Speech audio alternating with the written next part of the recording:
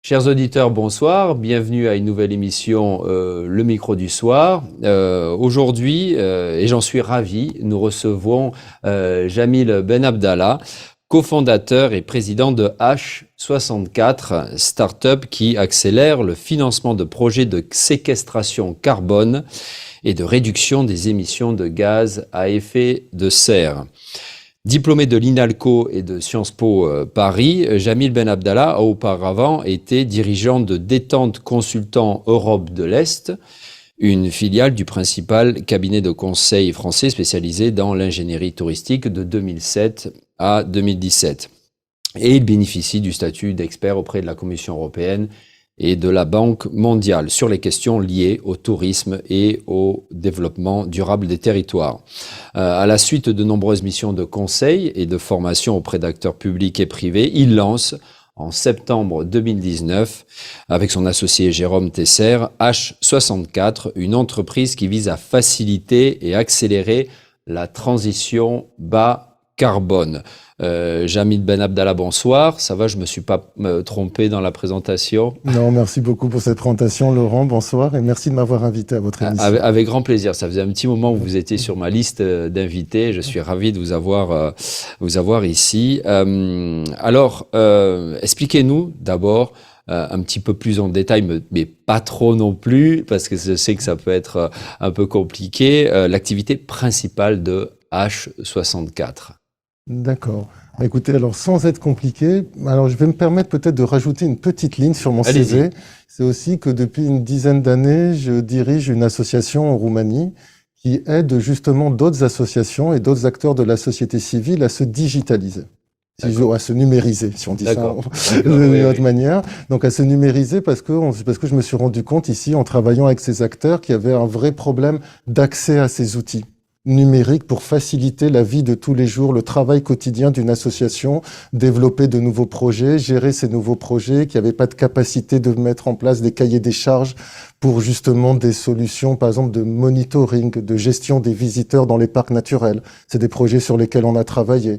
Et donc, et c'est ça qui a fait le lien un peu avec H64, avec notre plateforme liée au crédit carbone. C'est que, par exemple, il y avait des ONG qui avaient des projets dans le cadre de la protection d'espaces naturels, de reforestation, qui avaient des projets qui pouvaient être financés aussi en partie par des crédits carbone. Parce que souvent, des crédits carbone, c'est quelque chose d'additionnel. Ça permet de cofinancer un projet qui ne serait pas durable, qui ne serait pas finançable s'il n'y avait pas en plus des revenus qui viennent de la vente de crédits carbone. De la dynamique de H64, c'est ça? C'est exactement ça. C'est-à-dire que nous, on a voulu leur proposer un outil qui va leur permettre de gérer tous leurs projets de séquestration carbone, de pouvoir émettre les factures automatiquement, émettre les certificats, avoir une traçabilité des ventes de crédits carbone pour vraiment qu'ils puissent dédier à leurs projets et non pas à des tâches administratives. Et on a vu très rapidement que tous ces acteurs de la société civile, ils avaient aussi des problèmes pour revendre ces crédits carbone, pour les commercialiser, parce que voilà, vous êtes une association, vous faites un projet en France de reforestation ou d'agriculture, enfin de séquestration carbone par un projet d'agriculture, et après, vous avez votre projet certifié, vous pouvez séquestrer 15 000, par exemple, tonnes de carbone, et comment est-ce que vous faites pour les proposer à des entreprises ? C'est pas votre travail en tant qu'association, vous savez pas les proposer, les commercialiser. C'est pour ça qu'en plus, on a ajouté cette partie place de marché où en plus de l'outil de gestion et des crédits carbone, on leur permet aussi de commercialiser plus facilement leurs crédits carbone vers des entreprises qui, elles, de leur côté, ont un moyen très aisé d'acheter ces crédits carbone comme sur une place de marché normale. Parce que c'est un domaine qu'elles connaissent pas et savent pas, même si elles ont une bonne volonté de soutenir des projets locaux, de soutenir des projets de séquestration carbone, elles savaient pas comment le faire. Donc on a essayé de créer le lien avec cette plateforme et avec ce produit. Alors le marché carbone, Oui. parce que c'est donc des crédits carbone. Comment ça fonctionne exactement? Si vous pouviez donner un exemple, vous venez d'en citer de façon générale, mais comment ça fonctionne exactement? On séquestre du carbone, on peut le revendre à des sociétés qui, elles, émettent des gaz à effet de serre. C'est ça un petit peu le C'est ça un petit peu. En réalité, alors je vais pas rentrer dans des choses trop complexes, évidemment, mais en réalité, il y a deux marchés du carbone. Il y a le marché obligatoire, réglementaire du carbone, donc là qui est géré par les États, je dis ça entre guillemets. Il y a, par exemple, il y a un marché européen qui s'appelle ETS, Emission Trading System, où par exemple chaque État européen a un quota d'émissions de carbone par an. Et cet État le redistribue aux entreprises qui polluent le plus dans chaque État, des cimenteries, je vais des exemples comme ça, ou d'autres types d'industries. Et donc chaque année, ce quota de carbone diminue. Ce quota carbone qui est alloué aux entreprises, qui oblige les entreprises à réduire leur empreinte carbone, et si elles ne le font pas, à acheter des crédits carbone d'entreprises qui, elles, ont réussi à réduire et en ont trop par rapport au quota qu'ils leur ont alloué, et ils leur revendent ces crédits carbone. Donc ça, c'est le marché réglementaire. De l'autre côté, il y a le marché volontaire, et ça, c'est le marché sur lequel nous sommes. Et c'est exactement ça, où les entreprises ne sont pas obligées de compenser leur empreinte carbone, mais elles le font pour différentes raisons. Et si vous voulez, je peux vous donner plus de détails sur ces raisons. Alors, par exemple, de manière un peu surprenante en France, la première raison, c'est pour fidéliser, pour attirer les salariés. Notamment les salariés jeunes qui maintenant, lors d'entretien, d'emploi, de recrutement, demandent alors quelle est la politique de l'entreprise vis-à-vis de l'environnement. Est-ce que vous avez une entreprise net zéro est-ce que vous avez une stratégie net zéro par exemple pour réduire votre empreinte carbone et pour les émissions résiduelles de les compenser, mais en soutenant notamment des projets locaux. La deuxième raison, c'est une raison financière et d'accès au financement parce qu'il y a une directive européenne maintenant qui considère en réalité le risque climatique dans le portefeuille des banques. Donc quand une banque va elle-même emprunter de l'argent, elle va être jugée sur quel est le portefeuille, quel est le risque de son portefeuille de crédit dans lequel intervient le risque climatique. Donc maintenant, les banques préfèrent par exemple prêter de l'argent, à des entreprises qui ont une stratégie net zéro, une stratégie et qui ont un bon équilibre dans l'achat de crédit carbone. C'est exactement ça, mais surtout de réduction. Faut jamais oublier, la première priorité, c'est la réduction de l'empreinte carbone, et après, on fait de la compensation. Et par exemple, maintenant, il y a des banques comme la Crédit Mutuel, Crédit Populaire en France, qui nous donnent des taux d'intérêt bonifiés aux entreprises qui ont une stratégie net zéro. Donc ça devient là quelque chose d'important pour les entreprises, et ça devient de plus en plus obligatoire, et les entreprises vont le sentir de plus en plus durant les années à venir. Parce que c'est toutes ces obligations, même si ce n'est pas quelque chose d'obligatoire. Je sais pas comment vous dire ça, mais c'est un avantage pour avoir accès. C'est parallèle. C'est tout à fait ça. Et enfin, la troisième raison, c'est pour les consommateurs, tout simplement. Mais là, il y a beaucoup de disparités en Europe. Par exemple, en Roumanie, ça n'a pas tellement d'importance pour le consommateur pour l'instant, mais en France non plus. Il faut le reconnaître, c'est pas un élément principal d'achat. Quelle est l'empreinte carbone de mon produit? Est-ce qu'elle est compensée? Est-ce qu'elle est bien indiquée? Elle est indiquée de plus en plus quand même. Il y a de plus en plus d'entreprises qui proposent des informations. Vous le voyez qu'en achetant des billets d'avion ou autres, on vous donne l'empreinte carbone du billet d'avion. Mais par contre, en Allemagne, dans les pays scandinaves, par exemple, il me semble qu'en Allemagne, c'est plus de 20% des crédits carbone achetés le sont par des personnes physiques et pas par des entreprises pour compenser l'empreinte carbone de leur vie de tous les jours. Alors, vous allez me dire si je me trompe, mais je crois que depuis le début des années 90, les émissions de gaz à effet de serre ont tendance à diminuer. Et est-ce que, au niveau global, est-ce que c'est vrai? C'est ce que j'ai lu. Et est-ce que ce mécanisme-là a accentué ce phénomène? Alors, je ne sais pas si les émissions de gaz à effet de serre, malheureusement, diminuent, ou peut-être qu'elles se stabilisent un petit peu, mais elles augmentent quand même. On continue, de manière légère, mais après, il y a beaucoup de débats. Est-ce que c'est vraiment possible de faire une transition énergétique ou pas? Enfin, ça ouvrirait le champ vers d'autres débats.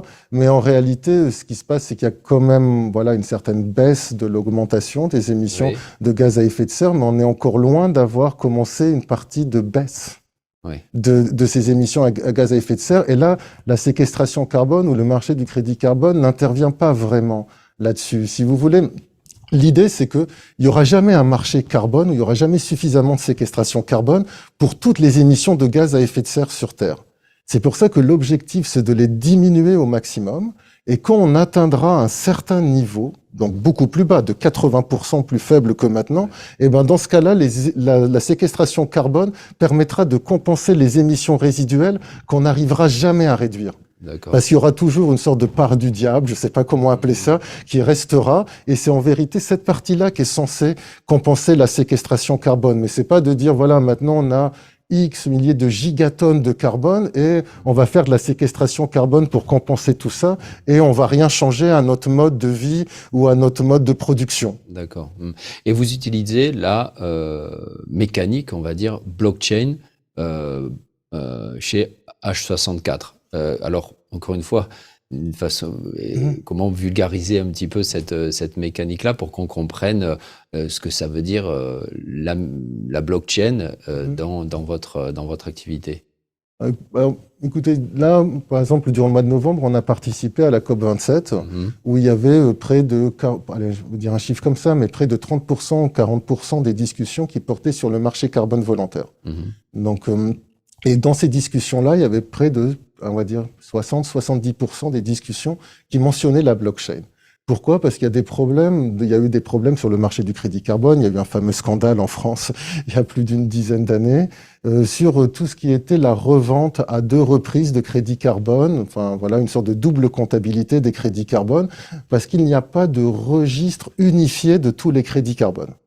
Donc, en gros, quelqu'un pourrait revendre 2 fois le même crédit carbone à 2 acheteurs de bonne foi, mais qui n'ont pas un registre unique où ils peuvent vérifier quelle est l'histoire de ce crédit carbone. Et donc, la blockchain, en elle-même, c'est une base de données. Au fond, on l'oublie souvent parce qu'on pense à des monnaies crypto ou à d'autres choses, mais la blockchain, c'est tout simplement une base de données. C'est une base de données qui est décentralisée et qui permet de ne pas pouvoir modifier les données. C'est-à-dire quelque chose qui est écrit dedans est immuable. Donc, on utilise la blockchain, mais quasiment c'est devenu quelque chose un peu d'obligatoire dans le marché, sur le marché du crédit carbone, parce qu'on a besoin d'avoir une traçabilité et une transparence des transactions. Et là, j'aimerais juste faire quand même une différence, c'est que la blockchain ne va pas dire que l'information est vraie. Ça n'existe pas une base de données magique qui dit que telle information qui est enregistrée dans la blockchain est vraie. Mais ça va me permettre de pouvoir dire, par exemple, Jamil a envoyé dans la blockchain l'information que Laurent a une émission, n'a pas d'émission de radio sur RFI. Donc voilà, c'est un mensonge, mais je l'écris dans la blockchain, c'est certifié et ce sera visible durant 3 ans, durant 100 ans, durant 1000 ans. Donc en gros, mais personne pourra modifier cette information. Donc dans 200 ans, on pourra dire Jamil a menti. Laurent avait une émission. Donc c'est ça que ça permet comme traçabilité et comme transparence, et qu'on sait qui a menti, quand est-ce qu'il a menti, si c'est le cas. Mais on va pas pouvoir dire que c'est vrai. Voilà. On peut pas modérer une blockchain. On peut vérifier les informations qui sont non, mais en amont. Mais ça, c'est quelque chose qu'on fait aussi dans une base de données normale. Là, en vérité, la différence de la blockchain, c'est qu'une fois que c'est écrit, c'est écrit. Plus personne peut le modifier, plus personne ne peut changer cette information. Alors, par rapport à ce que vous dites, et vous avez quelque part répondu à la question que je voulais vous poser, je suppose qu'on vous dira, et pas simplement qu'à vous, que ce marché carbone, peut-être c'est aussi un moyen pour certains émetteurs actuels d'émissions à gaz à effet de serre très importants, eh bien, grâce à ce marché, peuvent quelque part se laver un peu les mains à bon prix parce qu'ils achètent leurs émissions et donc, enfin, ils achètent leur crédit carbone et donc, d'un autre côté, ils peuvent continuer à émettre sans trop de soucis. Et donc, par rapport à ça, quel est votre argument? Vous dites que de toute façon, l'idée, c'est de réduire au maximum, mais on a envie de dire que ce marché, il faudrait que sa finitude soit qu'il n'existe plus, c'est qu'il n'existe plus du tout pour que véritablement on arrive à une société complètement verte, alors que là, ça serait plutôt, il aurait tendance à se développer toujours plus. Vous voyez ce que je veux dire? Il y a un paradoxe quelque part. Oui, je vois, mais en réalité, le marché du crédit carbone ne va pas permettre, comme je le disais tout à l'heure, de compenser l'ensemble des émissions, et ce ne sera jamais le cas. Ouais. Donc il y a vraiment une grosse différence entre les émissions et la capacité de séquestration de carbone, même à travers des projets innovants. Est-ce que ça peut pas, excusez-moi, je vous coupe, est-ce que ça peut pas quelque part promouvoir ceux qui émettent et leur donner bonne conscience et à continuer à émettre de toute façon, vu qu'ils peuvent acheter leur crédit carbone? Mais écoutez, je pense que là, on a eu l'exemple avec la Coupe du Monde au Qatar. C'est-à-dire la Coupe du Monde au Qatar se dit verte parce qu'ils ont acheté des crédits carbone à 4 dollars sur des projets hydroélectriques chinois qui ont plus de 20 ans sur certaines plateformes. Et donc après, c'est ce qu'on appelle du greenwashing, se laver les mains, comme vous l'avez dit juste avant. Mais après, toute la presse en parle. Et ça devient quelque chose qui est de plus en plus difficile pour les entreprises. Par exemple, nous, sur notre plateforme, on n'accepte pas de crédit carbone à 4 dollars ou à 9 dollars. Nous, tous nos crédits carbone, ils commencent à 70 dollars, 80 dollars le crédit carbone, parce que toute l'idée du marché du crédit carbone, c'est que le prix du carbone va continuer d'augmenter. Donc le crédit carbone atteindra sûrement 350 dollars, peut-être 400 dollars. Donc à ce moment-là, donc à ce moment-là, ça deviendra plus cher pour une entreprise d'acheter des crédits carbone que de faire de la réduction. Et donc tout l'objectif, c'est à travers des plateformes comme la nôtre, c'est de promouvoir des projets qui ont vraiment un impact local et qui assurent suffisamment de revenus, par exemple pour un agriculteur, pour faire une transition de son mode de production. Et donc voilà, donc c'est vrai qu'il y aura toujours des projets qui se créent dans certains pays à très faible coût, financés par de très grosses entreprises pour pouvoir faire ça. Mais je pense que le public devient de plus en plus attentif et c'est quelque chose où il y a aussi un vrai problème là aussi de politique publique et de relations avec les grandes entreprises qui polluent, parce que d'un autre côté, et notamment dans le contexte un peu économique actuel, si on disait à une grosse entreprise de ciment, par exemple, à une cimenterie, vous devez compenser avec des crédits carbone à 120 dollars ou 130 dollars, les gens vous diront, le prix du ciment, il va doubler ou il va tripler. Donc ça, c'est plutôt, c'est-à-dire que même notre entreprise, par exemple, notre plateforme, ne s'adresse pas aux grands pollueurs. Parce qu'ils compenseront pas avec des crédits carbone à ce prix-là. Nous, on s'adresse à des entreprises de services, à d'autres types d'entreprises qui ont quand même des émissions résiduelles faibles et qui veulent aider des projets justement locaux et à fort impact. Et précisément en parlant de ces projets, votre solution Zero Fund, a été sélectionnée à la dernière COP27 en Égypte par les Nations Unies. Donc bravo pour ça, c'est une belle réussite. Pour permettre donc, c'est ce que vous étiez en train de dire, aux entreprises et aux touristes de compenser leurs émissions de gaz à effet de serre. Il s'agit de promouvoir le développement d'une agriculture responsable en Afrique, par exemple, et je dirais par exemple et notamment. Par rapport à ça, encore une fois, c'est tout à fait louable. Ceci étant, et comme vous le disiez, il y a un effort des politiques publiques qui est nécessaire, notamment en ce qui concerne les grands pollueurs. Mais comment faire pour contrôler dans les pays, notamment africains, que ce marché carbone soit bien effectué, je dirais, et parce qu'il faut aussi, pour que ça puisse fonctionner, que l'État, en Égypte par exemple, investisse dans la santé, l'éducation, pour que précisément il y ait une transition écologique qui soit pérenne dans ces pays, et qu'il n'y ait pas simplement un marché carbone. Donc c'est bien, mais d'un autre côté, il faut que ce soit parallèlement aussi fait avec des investissements et des politiques publiques adéquates dans les pays respectifs. Tout à fait. Mais alors là, on rentre dans une logique. Bon, déjà, si on parle du développement en général, c'est un sujet qui est extrêmement complexe et où il y a évidemment plusieurs facteurs. D'accord, on est obligé. On ne peut pas laisser simplement le marché carbone tout seul. Il faut aussi faire pression sur les politiques publiques dans les pays qui vont bénéficier de ces crédits carbone. Il y a besoin de faire pression peut-être sur les politiques publiques de ces pays-là, mais ces pays-là sont pas... Vous savez, les pays du Sud, ça représente 5% des émissions de gaz à effet de serre sur Terre, donc c'est pas le problème. Mais après, si on se voit sur une logique qui est beaucoup utilisée, c'est de voir durant les 150 dernières années quelle a été la pollution des différents pays du monde. Et si on compare maintenant, là, on est dans des niveaux qui sont totalement ridicules. Et même là, des fois, quand on entend des discours que moi, je trouve assez douteux sur des problèmes de surpopulation ou ce genre de choses dans les pays du Sud, là aussi, je suis assez choqué parce qu'on peut prendre même des grandes métropoles africaines comme Lagos ou autres. Peut-être que les émissions de gaz à effet de serre augmentent, mais l'empreinte carbone d'un habitant, elle est quasiment proche de zéro, parce qu'il y a beaucoup moins de choses qui sont jetées, et c'est pas du tout le même mode de consommation qui voir à moyen long terme, parce que ils peuvent parfaitement, et c'est un petit peu leur discours, vous êtes en train de nous dire comment nous développer, mais vous vous êtes développé de cette façon-là. Laissez-nous nous développer comme on veut. Oui, mais comment dire, il y a une autre réalité qui est, mais qui est derrière. Et là, peut-être que c'est parti. Comme je vous l'ai dit, il faut vraiment réduire l'empreinte carbone. C'est vraiment ça la priorité. L'objectif au niveau européen, c'est une politique qui s'appelle Fit 55 et qui, pour 2032, maintenant, ça a été repoussé, doit réduire de 55% l'empreinte carbone en Europe, et en 2050, ça doit être la neutralité carbone sur l'ensemble de la planète. Durant la crise du Covid, en 2020, la baisse, on va dire, c'est des estimations, on va dire, je veux dire un chiffre comme ça général, la baisse de l'empreinte carbone de la France, c'était 10%. Donc, vous imaginez comment est-ce qu'on va atteindre en 2030 55% de baisse.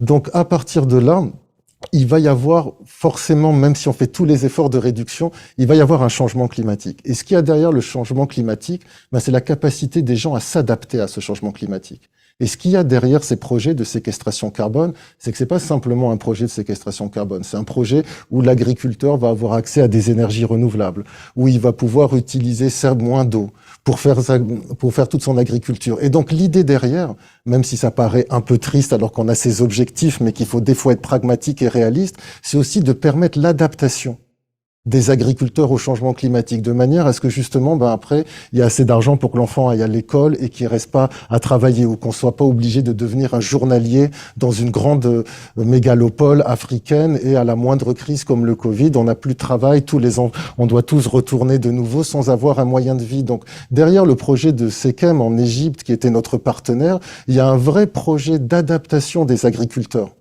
à des changements qui ont lieu, et qui vont leur permettre justement de dire ça sert à quelque chose, d'avoir de l'éducation, de la santé aussi, parce qu'on peut aussi vivre à l'endroit où on est. Les financements vont directement à l'agriculteur, ou alors est-ce qu'ils passent par une agence d'État avant d'arriver dans la poche de l'agriculteur en Égypte, par exemple? Non, c'est totalement décentralisé. C'est une association, Sekem.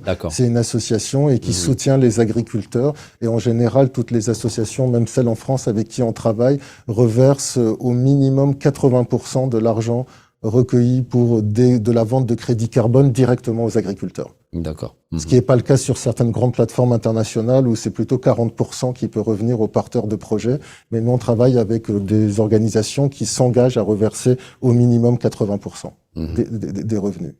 D'accord. Alors, Jamil Ben Abdallah, si vous voulez bien, on va s'éloigner un petit peu du marché carbone, et j'aimerais avoir votre opinion de façon plus générale sur comment faire face aux défis environnementaux qui sont là. En Europe de l'Ouest, il y a en tout cas de ce que j'entends, ce que je lis, un certain débat entre, d'un côté, alors je schématise et je généralise, ce que j'appellerais les solutionnistes, ceux qui pensent que voilà, il y a des solutions et que on peut toujours créer des choses et on peut continuer à produire à partir du moment où on crée des choses qui sont positives pour la lutte contre le réchauffement climatique. Et puis, de plus en plus, notamment en France, il y a ceux qui prônent une sobriété, une autre façon de consommer. Alors, ce sont éventuellement des gens qui peuvent être tout à fait d'accord et qui prônent les deux choses en même temps. Mais vous, comment vous solutionnez? C'est vrai que le concept de sobriété, notamment en France, est particulièrement tendance en ce moment. Vous, quel est quand vous entendez ce genre de débat, quelle est votre opinion? Un peu comme je le répète depuis le début de l'émission, et je suis désolé, c'est devenu ennuyeux, mais l'important, c'est de réduire. Et donc, forcément, dans la notion de sobriété énergétique, il y a l'idée de réduction de l'empreinte carbone. Et quand on parle de sobriété, il y a aussi toute cette notion d'économie circulaire qui est derrière, et notamment tout ce qu'on entend, et il y a Serge Latouche qui parle beaucoup de l'obsolescence programmée, justement, avec toujours ce fameux cas d'école avec l'ampoule de cette caserne de Californie qui depuis 120 ans fonctionne. Parce qu'à l'époque, on n'était pas dans une logique d'obsolescence programmée. Comme Serge Latouche le rappelle, des industriels se sont réunis durant les années 20 pour dire qu'il fallait pas qu'une ampoule dure trop longtemps. Parce que sinon, qu'est-ce qu'on allait pouvoir vendre? Et qu'ils avaient mis le cartel Phébus avec cette logique, une ampoule doit durer 1000 heures. Donc évidemment qu'on est dans une logique où il doit y avoir une sobriété énergétique, et c'est un peu ce que je disais par rapport à l'empreinte carbone de quelqu'un dans le sud et l'empreinte carbone d'un Texan, où on peut pas vraiment comparer du tout les effets, même si, enfin voilà, c'est-à-dire qu'il y a une logique qui est la réduction de l'empreinte carbone, la sobriété, le fait de pouvoir réparer les choses, parce qu'on est dans un mode de consommation, de recycler. On le voit très bien. On a tous des amis qui ont emménagé dans un nouvel appartement et 3 ans après, le micro-ondes, le frigidaire et la machine à laver se cassent durant le même mois, quasiment, parce que voilà, c'était la durée de vie qui était programmée pour cette machine. Donc, je pense en effet que la sobriété énergétique, mais surtout la sobriété dans la façon de vivre, dans la façon de vivre, est la chose la plus importante, et que de l'autre côté, il peut y avoir des solutions technologiques maintenant pour réparer certaines choses.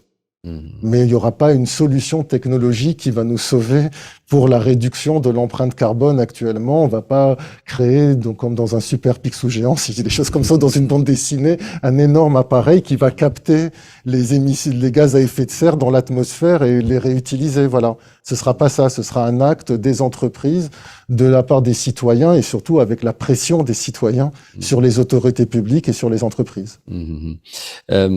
Alors pour continuer sur le même sujet, mais avec un autre angle, concernant ce qu'on appelle aujourd'hui la sobriété numérique. Personnellement, j'ai été assez marqué par un ouvrage, je ne sais pas si vous connaissez son auteur, Guillaume Pitron, qui est d'après moi ce qui se fait de mieux en investigation journalistique en France aujourd'hui, et qui a écrit un livre assez saisissant qui s'appelle L'enfer numérique, voyage au bout d'un like, et qui parle donc de tout ce qui se passe en amont de cet univers numérique, et dont on n'entend pas souvent parler, un univers qui est très polluant, et donc par rapport à ça, par rapport à toutes ces technologies qui ont elles-mêmes qui peuvent être polluantes, et qu'est-ce que vous diriez? Vous citiez Serge Latour, je pense aussi à Bruno Latouche, pardon, Ouais, et Bruno Latour qui disait avant de nous quitter en octobre. D'ailleurs, il y a une très belle série d'entretiens avec lui sur Arte, qui disait que c'était la fin de la modernité, l'heure est à la composition. Alors, en fait, son idée, c'est que au-delà des technicités, il fallait penser à toutes les sciences, et notamment les sciences sociales, et que l'avenir, c'était tout mélanger, mais dans le bon sens du terme, c'est-à-dire qu'il faut penser à la psychologie, à la sociologie, à l'histoire, et pas simplement à la tech.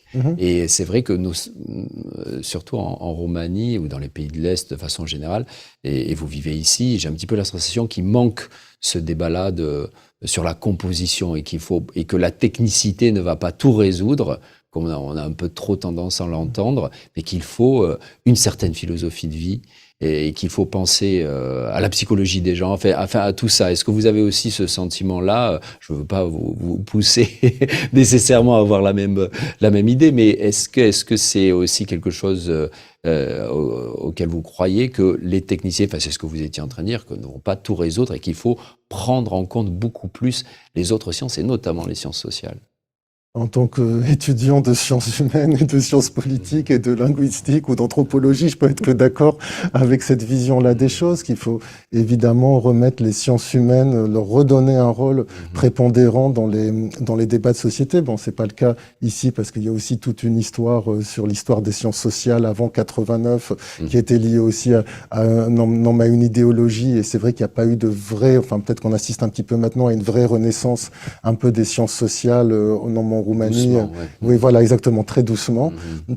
Tout à fait, mais en effet, c'est-à-dire que sur cette partie de comment dire ça, parce que c'est un sujet un petit peu non mais compliqué, c'est parce qu'on veut remettre aussi les sciences sociales mais au premier poste, parce qu'on a vraiment besoin de se poser des questions sur notre modèle de production. sur notre modèle de société, sur qu'est-ce que ça veut dire d'être heureux, quel est le but de notre société, comment est-ce qu'on doit produire dans cette société-là. Est-ce qu'on a besoin, si on parle de l'empreinte numérique, est-ce qu'on a besoin de 45 000 milliards de photos en permanence, de vidéos et autres qui représentent une empreinte carbone qui est très importante? Est-ce qu'on doit simplement les faire et après avoir au moins la volonté de les effacer et de les éliminer? Là, je reviens à quelque chose de très basique. Est-ce qu'on a besoin d'avoir un nouveau téléphone tout le temps parce qu'on parle de l'empreinte numérique et de son empreinte carbone, mais il y a aussi tous les produits technologiques qui ont une empreinte. Voilà, on parle des voitures électriques, par exemple, donc c'est très bien pour les pays européens, parce que ça permet d'avoir en effet une empreinte carbone plus faible, mais pour les pays producteurs de tous les matériaux qui rentrent dans une voiture électrique, par contre, l'empreinte carbone d'une voiture électrique, elle est plus importante qu'une voiture à essence. Et ça, on le savait dès les années 90 avec des études qui sont faites par l'ADEME. Et le smartphone, qui est et le smartphone. Un objet voilà. qui a un ratio d'extraction absolument terrible. Hein. Je crois que c'est un smartphone moyen a besoin de 50 éléments de terres rares. Tout à fait. Et ça veut dire, en termes d'extraction minière, beaucoup de roches. Beaucoup de roches, tout à fait. Pollution des eaux environnantes, déforestation. Enfin, tout ça, c'est... Voilà, je reviens sur oui, bien sûr. Petron qui en parle et c'est assez choquant. Ouais. Tout à fait. En Bolivie, pour 1 gramme de silicium, c'est 3000 litres d'eau. Voilà, mais qui sont utilisés. Donc aussi, d'un côté, pour certains produits technologiques qui vont nous permettre de baisser notre empreinte carbone, on exporte notre empreinte carbone.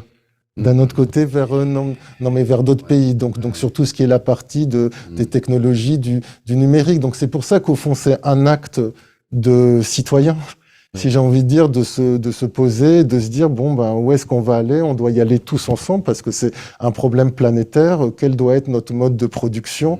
Quel doit être notre mode d'achat? Vous parliez de téléphone portable. Ben, maintenant, il y a des téléphones portables qui apparaissent où toutes les parties sont interchangeables. Donc, on peut enfin démonter et qu'on peut réparer. Donc, ça nécessiterait plus à chaque fois d'acheter un nouveau téléphone portable. On aurait simplement une partie. Exactement comme le Fairphone. Donc, ça, c'est simplement quelque chose qui est un nouveau mode de production. Mais en effet, il y a toutes ces questions à se poser. Il y a des questions. Alors après, on rentre dans des discussions philosophiques. Qu'est-ce que c'est que le désir? Qu'est-ce que c'est? Enfin, ça, on rentre dans une très large discussion, mais évidemment qu'il faut remettre cette discussion comme point central. D'accord.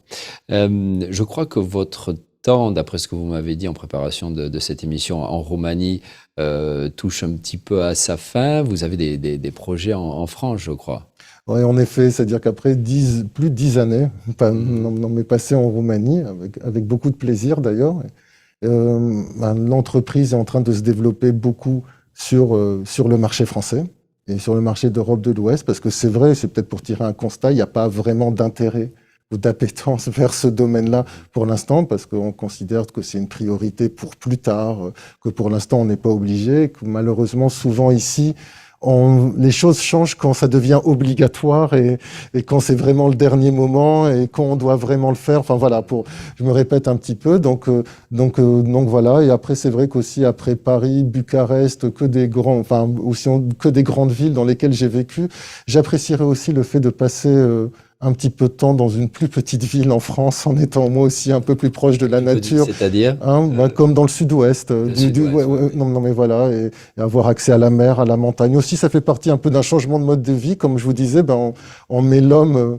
On en met un peu au milieu, comment est-ce qu'on a envie de vivre, comment est-ce qu'on a envie de consommer, qu'est-ce qu'on a envie d'avoir, et après aussi, quel projet on peut développer au niveau de son travail qui peuvent être en accord un peu avec un autre mode de vie dans lequel on se sentira sûrement mieux. Voilà. Jamil Ben Abdallah, je vous remercie infiniment. Ça a été un plaisir d'être avec vous ce soir. Alors, tous ces sujets-là qu'on a abordés méritent évidemment développement, mais en tout cas, merci pour vos propos, c'était très intéressant. Chers auditeurs, je vous dis à la semaine prochaine, même endroit, même heure.